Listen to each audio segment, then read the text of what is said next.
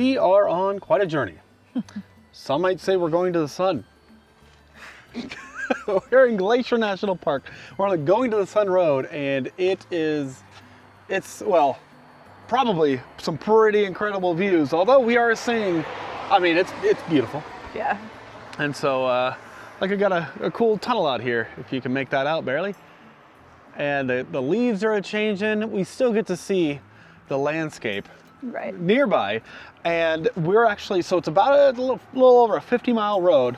So as we continue on, we'll be able to, the fog will burn off, we'll be able to see better views, and then we get the same thing on the way back. Right. So this is actually our second time at Glacier National Park, and the first time we had our Class C motorhome, so we couldn't drive the Going to Sun Road, and there was an avalanche that closed it anyways. Yeah. So we only got to go not very far. We only got to go to Avalanche from West Glacier.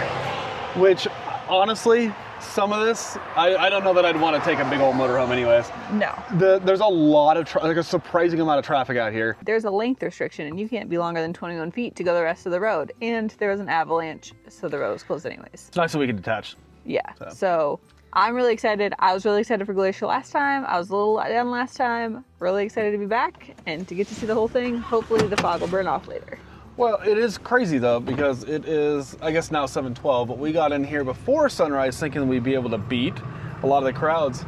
That has definitely not been the case. No. So that's nuts.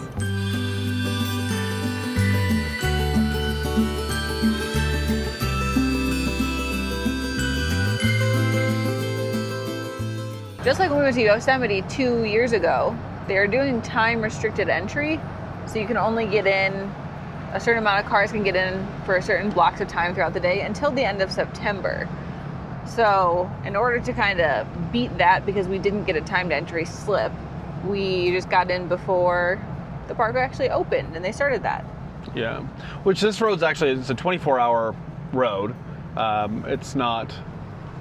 Yeah, it doesn't close. It's not typically limited. But I will say, like, I thought it was kind of silly to have, like, time restrictions and things like that. It's crazy how popular it is here. So yeah. No, thankfully we'll be avoiding most of that. The other thing I kind of wonder is, what is with the crazy folks that are out here at 4 a.m., 5 a.m., there's no light out here, and you're starting your hikes. Like, what in the world are you doing? And like, I guess it's one thing, like, if you're doing search and rescue or something like that, right? And you get a call out 1:30 a.m. just because that's when, but like, or maybe there's like a wonderful vantage point. But for me, if I want a great vantage point, like a beautiful scene, I'm backpacking in like the night prior. Yeah. And I'll just wake up and like chill there. I'm not hiking. That's crazy. I mean, you must not be like night people. You must be morning people. I'm a morning person, but I'm not that much of a morning person. I am not a morning person. Oh man, but people are excited, so yeah, let's take in some of these views. I'd be a little iffy even driving the trailer on, this close with oncoming traffic. That's something.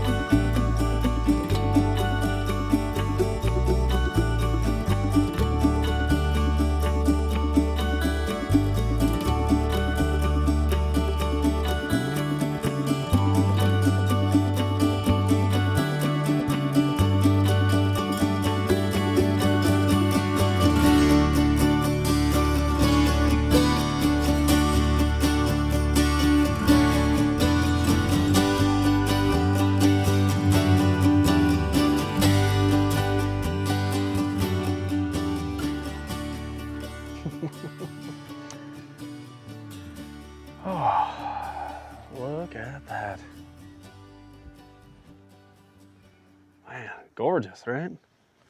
All of the really intense beauty, texture, character is sort of behind us now that we're heading east. I think it peaked at like 8,016 feet is the highest elevation.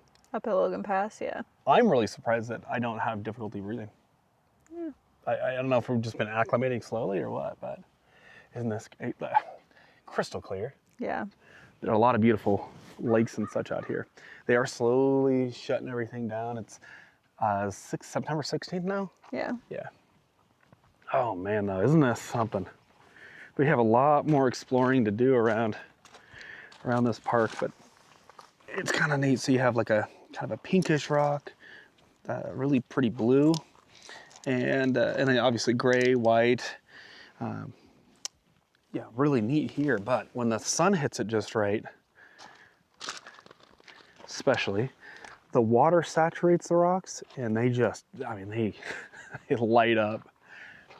Oh man, the sun is also playing peekaboo with the clouds there, so. It's making it pretty moody out here. It is. The air isn't crisp. It's a little crispy. Yeah, there's a little chill on it, I'd say, but it doesn't bite, not yet. Man, it'd be great to do some fishing out here. Looks like somebody out there in an inflatable something or other. This would be a great place for an inflatable paddleboard or kayak. Yeah.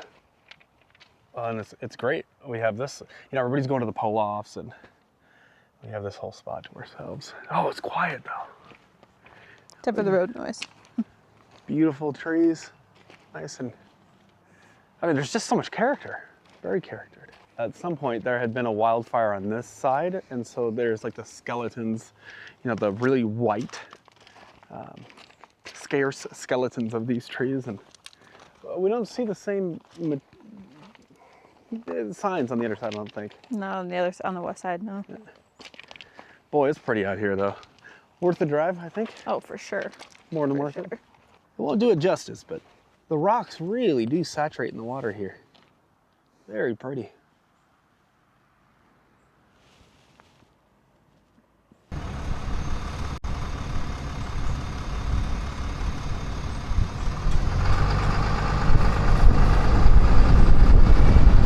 One thing I notice is how much smokier it is on this side of the mountain. A little bit more smoky. Definitely putting this Fuji to good use today, but it's so nice here. It's nice when you can find a place that's not like overcrowded. Yeah, like we have this to ourselves. Yeah. It feels, you're not overhearing or feeling like other people overhear your conversation. Right. That's a big one too. Oh, there was a fish that just jumped out here. Not sure exactly, like, was it looking for a fly or a mosquito or something? I don't know. It would be good fishing, I'm sure. Lovely little walk through the woods here. So much character. And thankfully, no bears. Knock on wood. Yeah. So, I would like to see one from afar, but not from a close. yep. So this is the one open loop here in, it's St. Mary, right? St. Mary, yep. St. Mary Campground. Yeah, so I guess the reservations are required is what we saw, but it also looks like they had a board that you could reserve your site, or something like that. Pretty big rigs in here. A lot of these are just little kind of C-shaped sites. So if you want to stay in the national park, I don't imagine it can be much more expensive here than Apgar. I think they're about the same. Yeah, I think it should be. And I mean, especially depending on the vehicle, you might even save, say $20 in fuel. But yeah, you got a Class C Jayco there. Looks like a lot of these have toads that they unhooked. Yeah. These bigger rigs. Oh yeah, look at the view from this campground here. Oh, that's pretty good. Come around here, yeah. Wow, that's pretty. Yeah, I think you could spend, especially if you like to do little hikes and such, you could easily spend, if you do like a hike a day or a few short hikes, you could easily spend 3, 4, 5, 6 days here. Yeah. you know, or more depending on if you have more folks with you. But dump station is closed for the season here. And speaking of the season, again, look at this, just beautiful fall foliage, just magnificent comes to mind. It's like a painting. It is, oh gosh. Isn't this something? As human beings, our attitudes and understanding of species are on a continuum. As we learn, we need to develop different park management policies.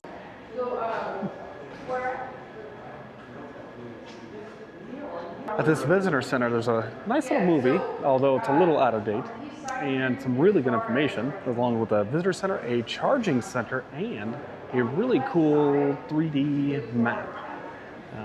With, of course, see like the park glaciers. Kind of lights those up, and then how many were here in 1850 all the way to 2000. You can still see the glaciers, but they're expected, at least according to the documentary, to be completely gone in the next 5 years.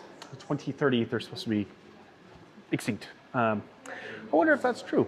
One thing I did find interesting, though, is the beautiful blue color that you see some of the lakes. A lot of that is the sediment that the glaciers will pick up. And then as they leak off, it'll release some of that sediment that flows downhill into a lake, and then it just spreads around. So the sediment does not cast any, it soaks up all colors but blue. Therefore, it's showing, it's reflecting out the blue color. That's pretty cool. It is a massive park, and it also goes up into Canada, which is kind of cool. So there's a partnership between the US and Canada. But also, so the road, the Going to the Sun road that we just traveled east on, and we're gonna head back west, that cuts the park about in half, but it's significantly larger than that. Lots of trails. You can get permits for backcountry camping, and certain trails require permits as well just to visit on. So, no, it's an impressive ecosystem, no doubt about it. It is beautiful out here. St. Mary is the star of the show, especially if you're looking for actual stars. So very little light pollution out here. If you want to do some astrophotography, I mean, it is big sky country after all, but oh man, if it weren't so cloudy out here, you'd be able to see some just incredible mountains, although it still looks great even in the clouds and the fog and such.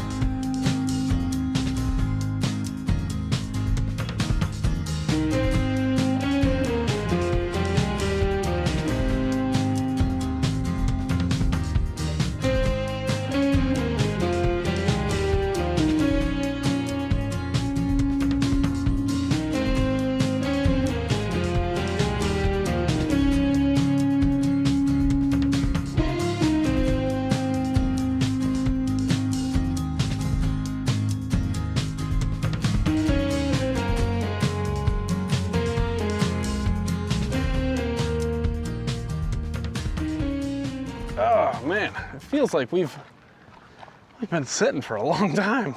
Yeah, we didn't do any of the hikes out kind of in the national park, like along the Going to Sun road, because they were so packed. There was no parking.